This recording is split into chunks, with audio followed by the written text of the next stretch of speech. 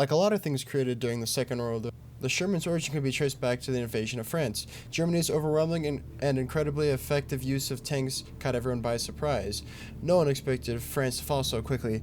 This panicked the rest of the Allies. The US Army realized that the median tank that they were currently using, the M2, was incredibly outdated and outmatched. It was more of a walking machine gun less than a tank. In particular, the 37mm gun was deemed inadequate for future tank use.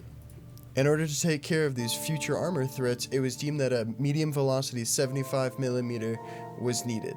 However, it would take time to develop a turret using such a gun. So they decided to design a stopgap tank with a 75 in the hull. The 75 was good enough for anti-personnel and anti-tank duties. This new stopgap tank was designated the M3 Medium. And with it being a stopgap tank, it was also used to improve components for the next medium tank.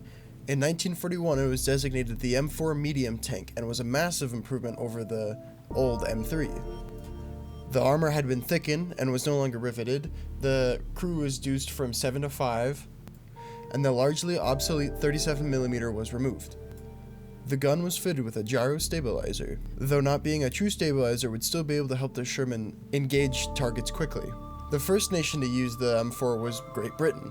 Their armor force was decimated at Dunkirk, and they desperately needed armored vehicles, and in which it was used during the African theater and was held in very high regard, with some calling it the best tank on the battlefield. But it was not without its problems. The radial engine would cause some trouble. When accelerating too fast, it could blow a cylinder, and wasn't very reliable.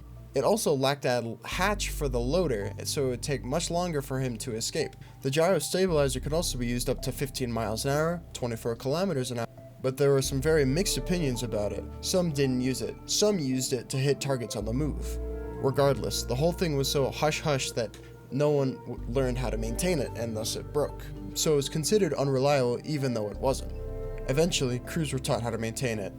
There's this very common idea about the M4 catching fire way too easily, mostly thanks to the gasoline engine. Actually, this isn't true. German tanks also use gasoline. The crux of the situation was the ammunition stowage.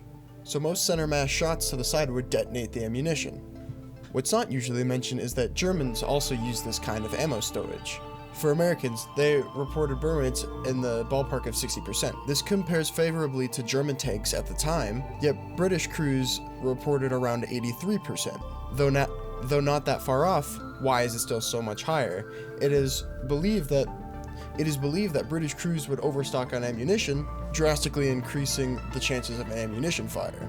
Wet racks were soon developed for M4s, this moving ammunition from the sides to the ground. Though the water didn't do too much when it was actually caught fire, the fact that it was moved to the floor still downed the rate till about 15-10%. And the biggest deficiency most talked about are the tracks. Not the high ground pressure, but how they'd like to throw themselves. This was especially prevalent in the Italian theater, which was very hilly and mountainous. Rubber tracks had a tendency to flip on icy roads, especially in Soviet service. As far as armor is concerned, for the Normandy crews, if it hampered reliability and maneuverability, they didn't want it, which it would have. The short 75 is perfect for most engagements, especially when only 20% of their targets were tanks. It's especially not a paper tank just for Germans to chew on, but still a good tank in its own right.